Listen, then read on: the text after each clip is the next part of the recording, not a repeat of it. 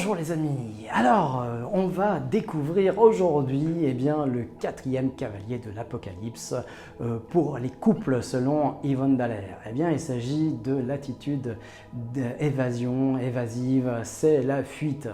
Vous savez, dans notre cerveau, on a une partie qui s'appelle le cerveau reptilien, c'est celui qui est là pour la survie et il a trois réactions possibles. Et là, la première, c'est la fuite, ensuite c'est l'attaque et ensuite c'est l'inhibition, je fais le mort. Ça va dans cet ordre. Si j'ai un danger, je fuis et je vais m'apercevoir au bout de quelques secondes que mes jambes courent toutes seules, j'en aurai pas conscience. Donc du coup, je vais m'apercevoir que je cours une fois que j'ai déjà couru. Ensuite, quand je peux plus, je vais faire face et puis je vais essayer de lutter. Et puis si vraiment le danger est vraiment trop important et je sais déjà que j'ai déjà perdu, boum, il y a quelque chose qui va s'éteindre dans mon cerveau et qui va faire comme si j'étais mort. Du coup, ça va peut-être marcher sur un prédateur qui va peut-être un petit peu bouger ce qui l'amusait, comme un chat avec une souris. Et puis, comme la souris ne bouge plus, il va peut-être se désintéresser. C'est ce qui se passe en fait chez tous les mammifères. C'est cette réaction, c'est la fuite, l'attaque et puis l'inhibition. C'est notre cerveau reptilien qui veut ça. Dans nos relations aujourd'hui de couple, c'est souvent activé cette partie-là. Cette partie reptilienne, elle est déjà activée parce que le cerveau reptilien, il y a deux fonctions, c'est la survie et la reproduction.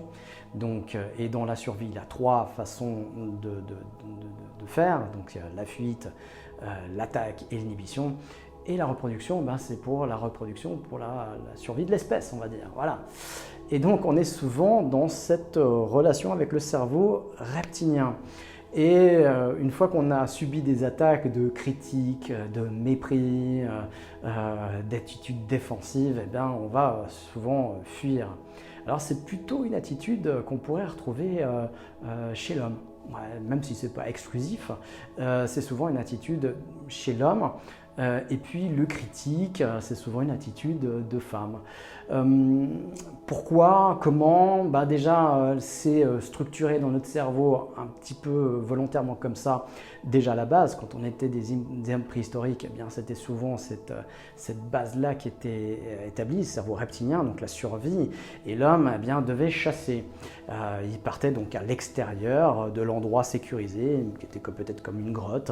Et les femmes, elles, qui avaient la responsabilité de garantir la survie des enfants, en leur donnant le sein, en les protégeant, étaient dans un endroit plutôt clos et fermé.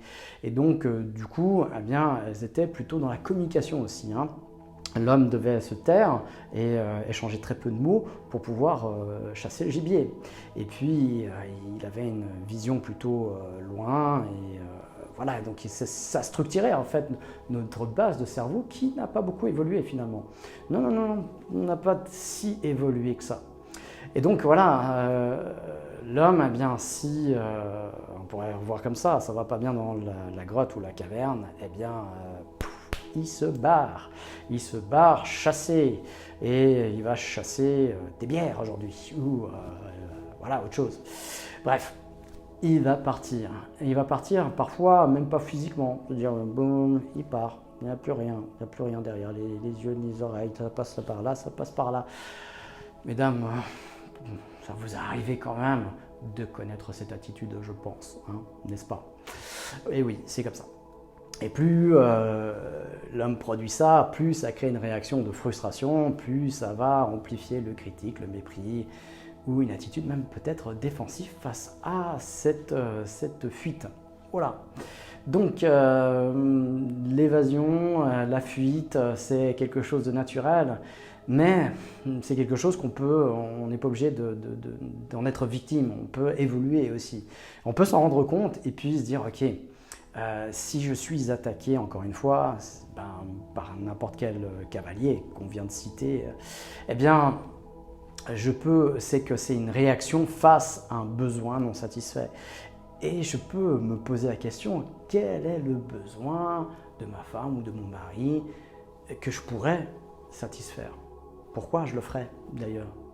Parce que vous êtes censé vous aimer, simplement.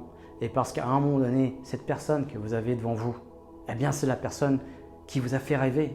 c'est elle, oui, c'est elle. C'est elle que vous regardez dans les yeux. Eh bien, c'est cette personne-là qui vous fuit du regard, qui part lorsque vous vous énervez, qui fuit.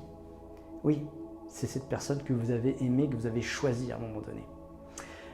Eh bien, vous pouvez encore construire.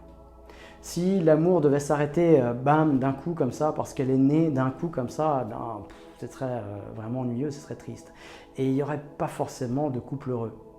Et surtout, quand on trouverait un couple heureux en lui demandant qu'est-ce qui fait qu'ils sont heureux, normalement, il devrait vous dire on s'engueule jamais, tout va bien, c'est l'amour comme au premier jour.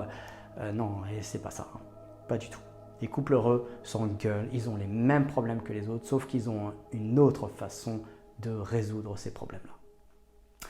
Voilà, alors observez chez vous, connaissez-vous davantage, soyez curieux, et puis je vous retrouve dans une prochaine vidéo demain sur un autre sujet, toujours dans cette thématique du couple. À bientôt.